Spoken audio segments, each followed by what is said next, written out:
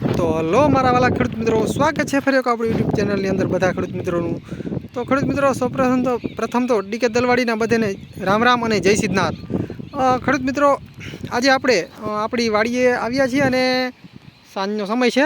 તો મિત્રો આપણે 26/6 આપણે કપાસનું વાવેતર કર્યું હતું અને મિત્રો કપાસ છે આપણું જોરદાર ઉગી ગયો છે, તમને બતાવીશ।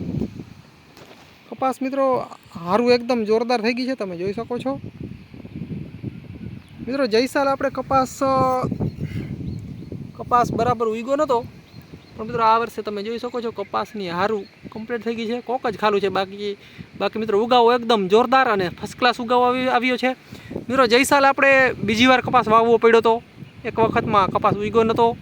આ વર્ષે મિત્રો એનું કારણ ઉગવાનું મિત્રો કારણ એ છે, કમ્પ્લીટ કપાસ ઉગવાનું કારણ એ છે કે આપણે આની અંદર વાવેતર કર્યા પછી જોરદાર ઉપર ધડબડિયો વરસાદ નથી પડ્યો।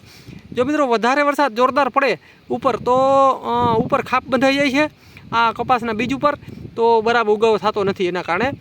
તો આ વર્ષે મિત્રો ધીમો ધીમો વરસાદ ચાલુ રહ્યો અને એના કારણે જમીન પહોંચી રહી છે અને કપાસ કાયદેસર ઉગી ગયો છે, તમે જોઈ શકો છો। ખાલા બહુ નથી મિત્રો, હજી મિત્રો આપણે કપાસ 5 દિવસનો જ થયો છે, તમે જોઈ શકો છો આપણો કપાસ।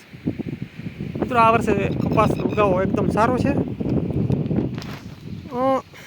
મિત્રો ને બતાવીશ નહીં, હજી ટીટોડીના ઈંડા છે મિત્રો। આપણે જૂની કહેવત છે કે ઈંડા હોય ત્યાં સુધી વરસાદ ના થાય, પણ મિત્રો એવું નથી, તમે જોઈ શકો છો હજી ટીટોડીના ઈંડા છે। એક જ ટીટોડી છે અને ટીટોડી પણ અહીંયા જ છે। તો મારા વાલા ખેડૂત મિત્રો, તમારે વાવણી થઈ ગઈ છે કે કેમ, તો કોમેન્ટ કરવા ખાસ વિનંતી। મિત્રો થોડોક પવન છે તો થોડુંક તકલીફ રહેશે, માફ કરજો।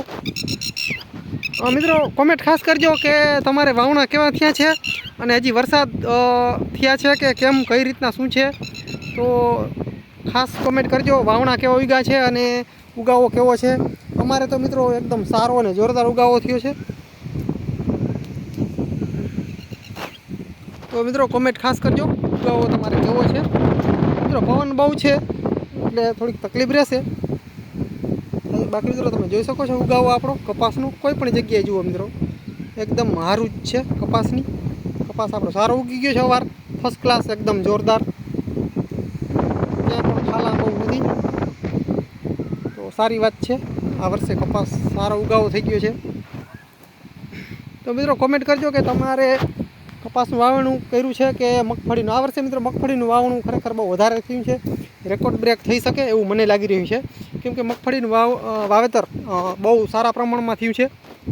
એમાં 22 નંબર G22 નંબરનું વાવેતર બહુ વધારે થયું છે, એટલે ઓલ ઓવર જોઈએ તો મગફળીનું વાવેતર આ વર્ષે બહુ થયું, કપાસના વાવેતરમાં ઘટાડો થયો છે। તો મિત્રો કોમેન્ટ કરજો કે તમારે વાવણા થઈ ગયા કે કેમ, અને ઉગાવો જે બિયારણ જે તમે વાવ્યું આપણે તે ઉગાવો કેમ થયો, ખાસ કોમેન્ટ કરજો। અને મિત્રો ગામનું નામ ખાસ લખજો। મિત્રો જય સિદ્ધનાથ મહાદેવર। મિત્રો મળીએ આગલા વિડીયોમાં, ત્યાં સુધી રજા આપશો।